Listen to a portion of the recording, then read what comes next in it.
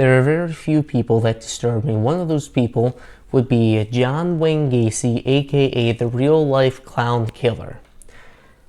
John Wayne Gacy was born into a blue-collar family in May 17th of 1942.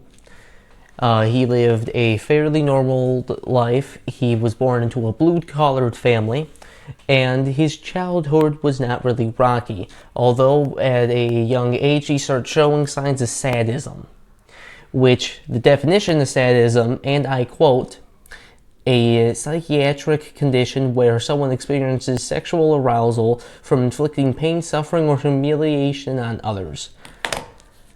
Why is that a thing? I have zero idea. Why would someone get joy from those things, besides a good old hearty laugh of them like being humiliated? I don't know. But apparently that's what happened.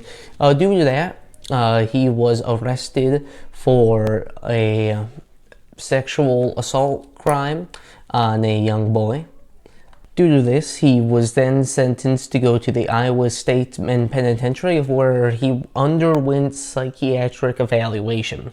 He was then released on parole, where he then got another charge of sexual assault, but those charges were then later dropped due to lack of evidence. John Wayne Gacy started his murdering spree in the year of 1972, which, for those of you that don't know, in the 1970s was also the same time the Jonestown cult was happening.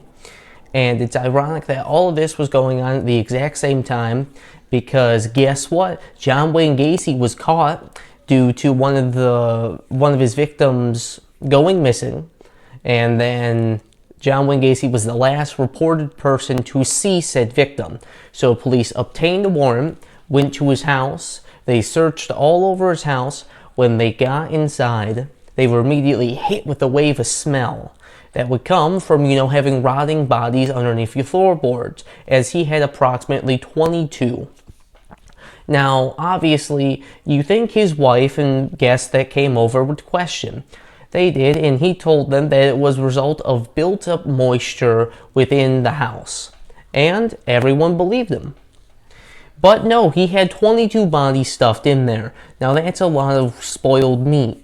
But at least he wasn't like Dahmer and ate them, which is less humane.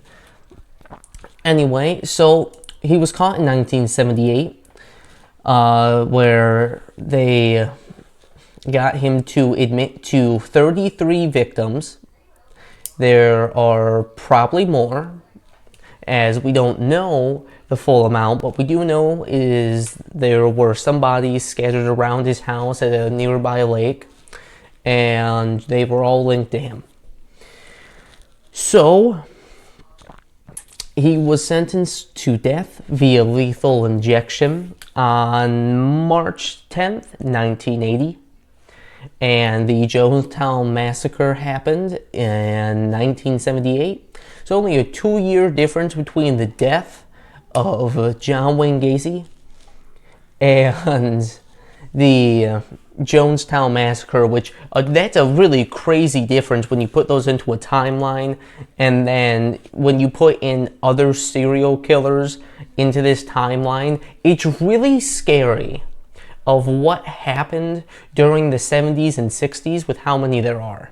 But that is all I have for you today. Thank you all for watching. And if you enjoy Documentary Monday, make sure to hit the like button. If there's 5 of those, I might consider doing this again. If there's not, I just might do it again because it's fun. You never know. Thank you all for watching. I'll see you all in the next one. Until then, bye-bye.